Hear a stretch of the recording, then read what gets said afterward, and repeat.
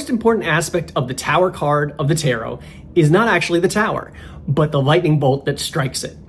It represents a vital course correction in order to get back on track and has an esoteric meaning of harmony. Hello, I'm Michael J. Auger, creator of the Allcento Tarot, and today let's explore the 16th card of the Tarot's Major Arcana. According to the Encyclopedia of the Tarot by Stuart Kaplan, the earliest known title for this card was the Arrow, which is a description of the lightning that strikes. There have been a diverse assortment of other names, including the Thunderbolt, the Fire of Heaven, the Lightning-Struck Tower, the Castle of Plutus, the House of the Damned, the Devil's House, the House of God, the Hospital, the Hospice, and the Tower of Babel, just to name a few. The most popular title has been simply the Tower. At the time the tarot was first being created, towers built by important Italian families were plentiful. There was a competition between elites to build the tallest tower so that you could look down on your neighbors. These towers were built hundreds of feet tall and would have attracted lightning. Having your tower destroyed could be seen as a divine smackdown. The Old Testament of the Bible includes stories of people who break covenants or disobey divine laws being struck down by God. The Bible story of the Tower of Babel is often linked with this card. In this Bible story, Noah's descendants, who all spoke one language, decided to build a tower so tall it would reach heaven. God sabotaged their plan and punished their vanity by making them speak different languages. The tower wasn't actually destroyed in the original story. However, an alternate version with a more dramatic ending became popular in medieval times and spread throughout art and folklore. Sadly, there's no surviving copies of this card from the Visconti Sforza tarot decks.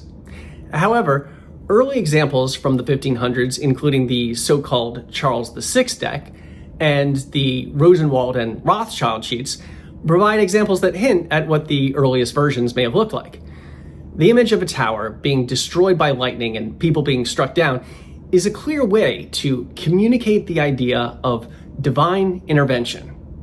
Even today, the expression, "if I'm wrong, may I be struck down by lightning," is still used. The lightning in this arcana isn't always depicted as striking a tower. A version of this card created by Giuseppe Metelli of Bologna around 1665 shows fire from the sky piercing a man's heart. The Jacques Vaville and the Von Deborah tarot decks both show lightning striking a tree, with a shepherd and his flock underneath. The common element is the thunderbolt that strikes to restore harmony.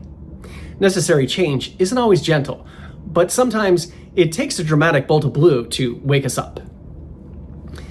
The Marseille style version of this card depicts lightning destroying a tower with a top that looks like a crown.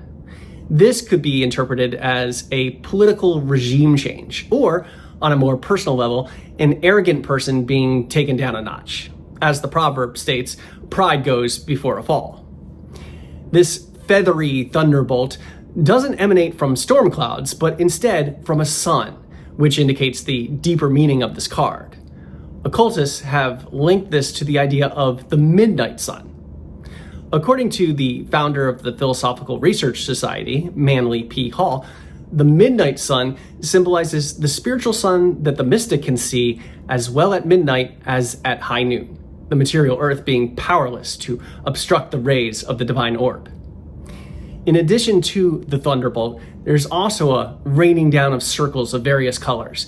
Some have interpreted this as hail, and others have suggested it may represent manna from heaven.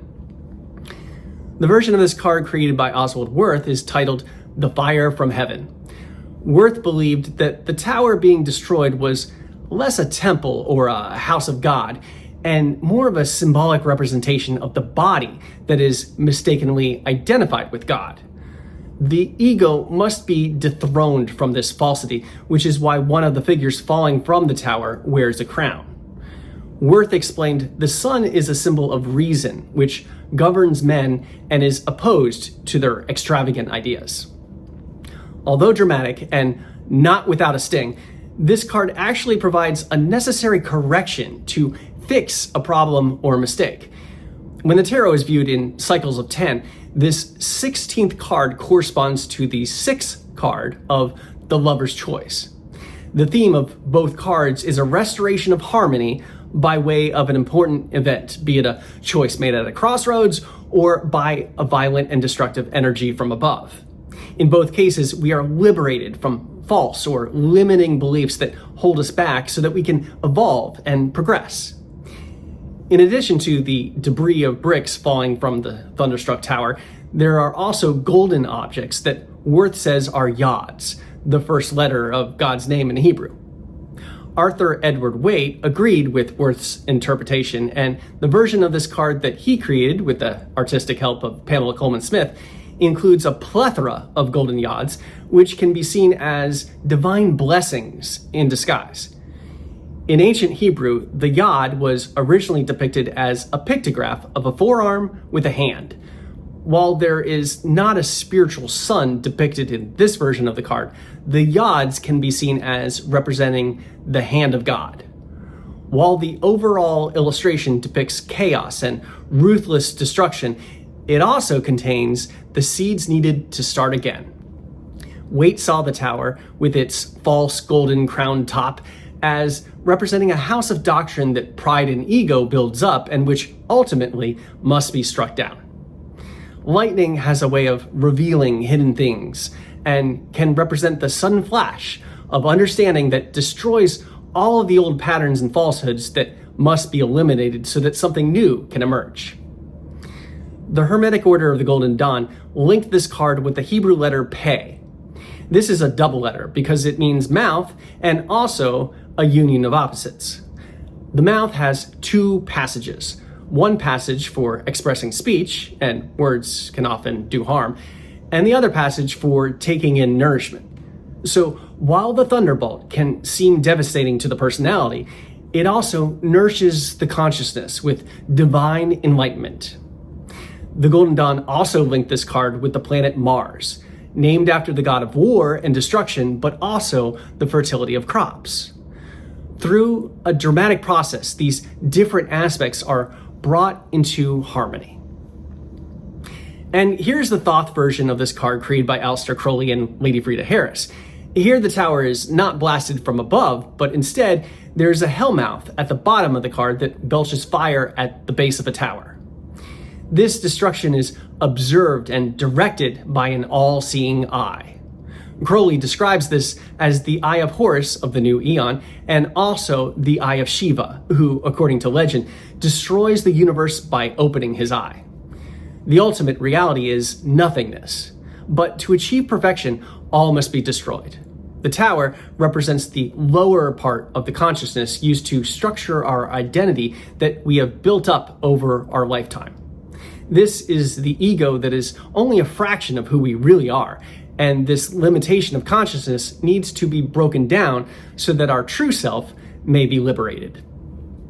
In the Book of the Law, Crowley describes two types of love.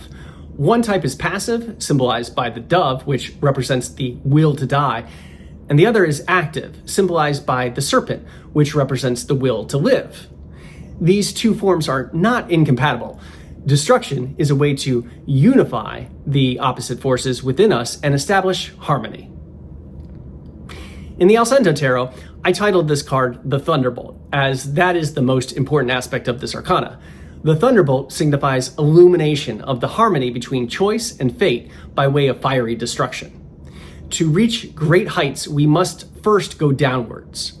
The mind, left to its own devices, is as dark as the night sky. However, the Thunderbolt provides light from our higher consciousness. It represents a channel for spiritual realization. This is a wake-up call. And similar to early interpretations of this card, the top of the tower that the lightning strikes looks like a crown. However, this does not represent Kether on the Tree of Life, but is instead a false crown, painted yellow to look like gold. It represents fallacious willpower that must be removed so that divine light can be let in. Once removed, the illusion that we exist as separate personalities ends. From the tower, two figures jump. The man represents the conscious mind, and the woman represents the unconscious mind. They were responsible for building and maintaining the tower, but now their creation is destroyed by a blast of superconsciousness from above. The impact from their fall can be hard and painful, but change opens the door to new possibilities, freedom, and harmony. There's no going back, and it will continue to get brighter as we next explore the cards of the star, the moon, and the sun. I hope you'll continue on this spiritual journey with me and subscribe if you haven't already. Also, please give this video a thumbs up and leave a comment to show your support. As always, you can find out more about me and my Allcento tarot at my website, offbeatartwork.com. And until next time, brightest blessings on your spiritual journey.